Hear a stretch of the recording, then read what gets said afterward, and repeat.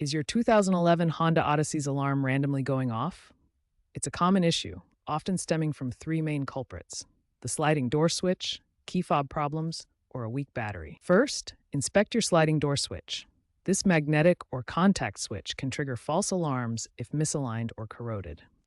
Next, check your key fob battery. A weak signal can cause erratic behavior. Finally, a failing car battery or corroded wiring can also mimic intrusion attempts. Understand the alarm system is integrated with the vehicle's body control module, BCM, which monitors sensors for doors, hood, trunk, and ignition. If these quick checks don't solve it, further investigation is needed.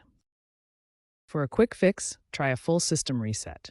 Disconnect the battery for 30 seconds, then reconnect and cycle the ignition. Use a multimeter to test the continuity of the sliding door switch.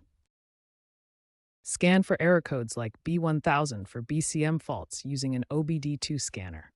Software updates have resolved intermittent issues for many owners.